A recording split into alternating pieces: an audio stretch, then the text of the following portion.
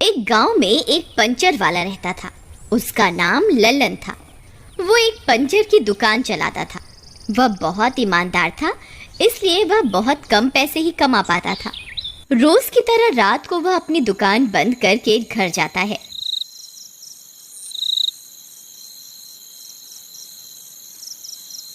अरे भगवान कहाँ हो? लो आज की कमाई ले लो और अलमारी में रख दो।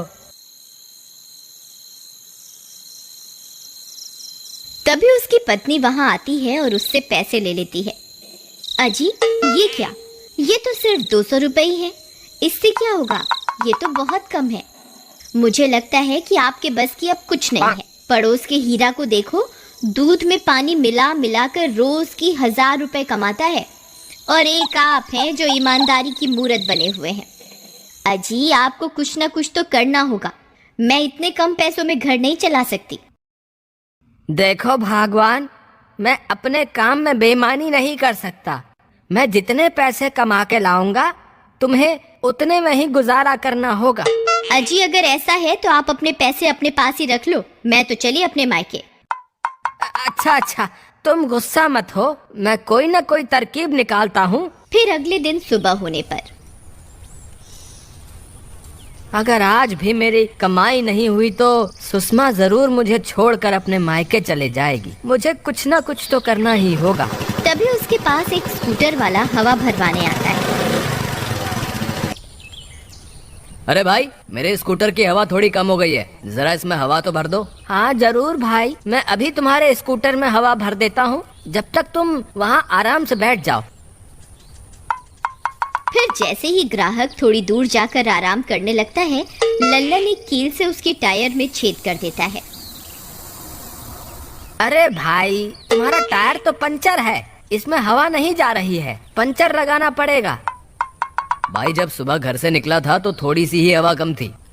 तुम्हारी दुकान देखी तो सोचा हवा भरवा लूं, लेकिन अब अचानक से ये पंचर कैसे हो गया? मुझे क्या पता भाई, अब पंचर लगाना है तो बोलो। कितने पैसे लगेंगे पंचर लगाने के? भाई 100 रुपए लगेंगे। ठीक है भाई, लगा दो। अब कोई और रास्ता भी तो नहीं है। फिर लल्लन खुश हो जाता है और जल्दी से पंचर लगा देता है, और बदले में 100 रुपए मिलने पर फूला नहीं समाता। अरे वाह वाह, हवा भरने के तो सिर्फ 5 रुपए मिलते थे। आज तो मजा ही आ गया। फिर थोड़ी देर के बाद एक गाड़ी वहां आकर रुकती है।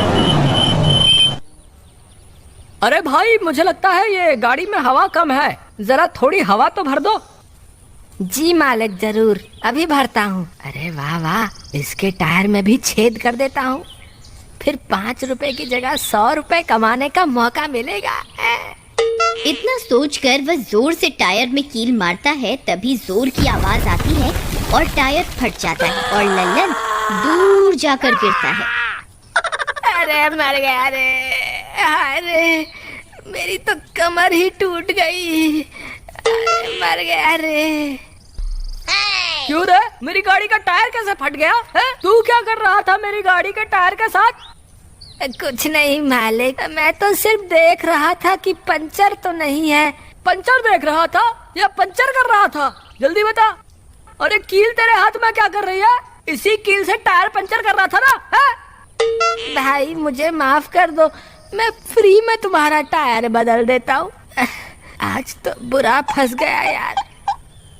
फिर वो ग्राहक फ्री में अपना टायर बदलवाता है और वहाँ से चला जाता है। यार आज तो 2000 रुपए का नुकसान हो गया। मुझे लगता है ये कील से टायर पंचर करने वाली तरकीब ज्यादा नहीं चलने वाली, मुझे कोई और तरकीब निकालनी होगी। फिर रात होने पर वह अपनी दुकान के आगे कील बिछा देता है, ताकि सुबह जो भी गाड़ी वहाँ से गुजरे उसका टायर खुद ब खुद पंचर हो जाए। फिर सुबह होने पर जैसे ही गाड़ी वहाँ से गुजरती है तो वह पंचर हो जाती है। अरे वाह वाह, लगता है मेरी तरकीब काम कर गई। लगता है इसकी गाड़ी पंचर हो गई है। अरे भाई, मुझे लगता है मेरी गाड़ी पंचर हो गई है, जरा देखना तो सही। अभी देखते हैं भाई साहब। अरे आज तो मजा आ गया, दुकान खोलते ही बोनी हो गई। फिर इसी तरह पूरे दिन बहुत सी गाड़ियां वहां से गुजरती हैं और सारी पंचर हो जाती हैं। इसी तरह उस दिन लल्लन की खूब कमाई होती है। अरे वाह वाह, आज तो मजा ही आ गया। इतनी कमाई तो 6 महीने में भी नहीं होती जितनी आज हो गई। चलो अब रात बहुत हो गई, अब घर चलते हैं। मेरी बीवी आज बहुत खुश हो जाएगी। फिर वह दुकान बंद करके अपने घर की ओर चल देता है। थोड़ी दूर चलने पर वह घर पहुंच जाता है। अरे भगवान, कहाँ हो? जल्दी बाहर आओ। आज तो हमारी इतनी कमाई हुई है कि तुम यकीन ही नहीं करोगी। जरा जल्दी बाहर तो आओ। अजी आ रही हूँ। फिर सुषमा जल्दी जल्दी भागने लगती है और भागते भागते वह गिर पड़ती है। अरे मर गई रे, हाय मेरा तो सिर ही फूट गया।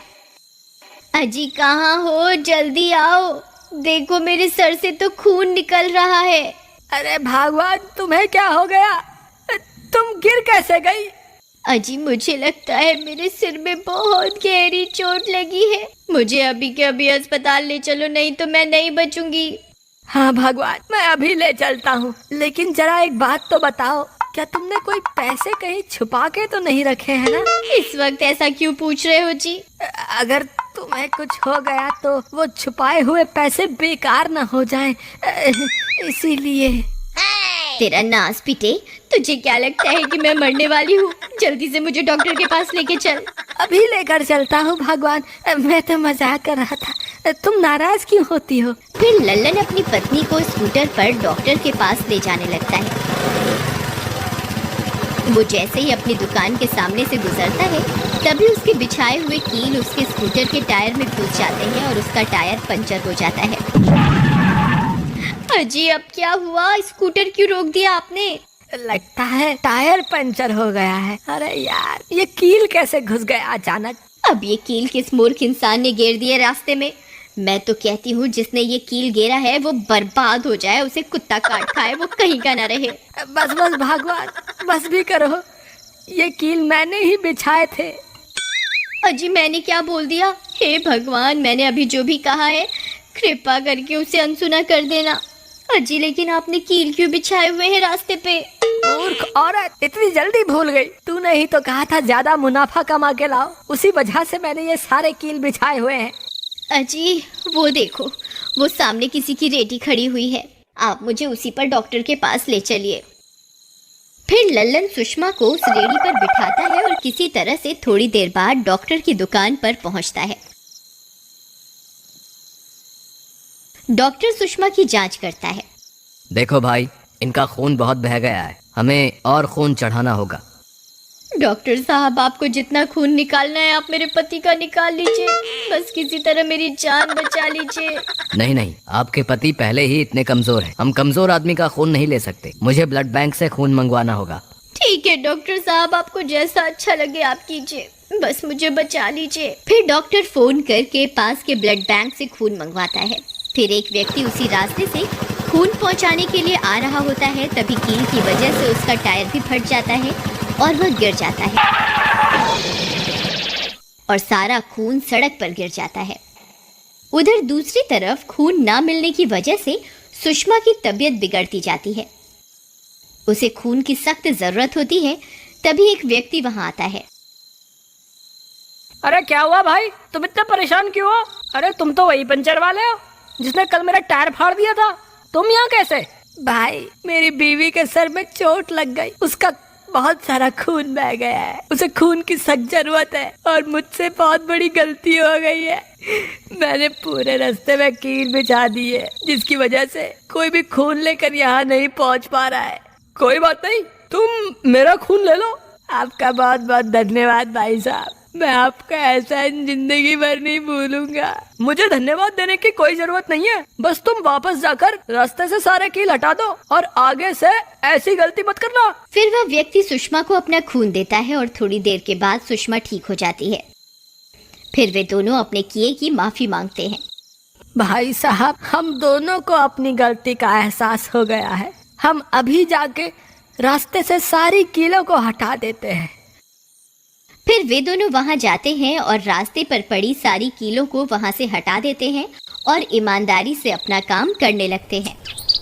हमें अपने फायदे के लिए कभी किसी दूसरे का नुकसान नहीं करना चाहिए।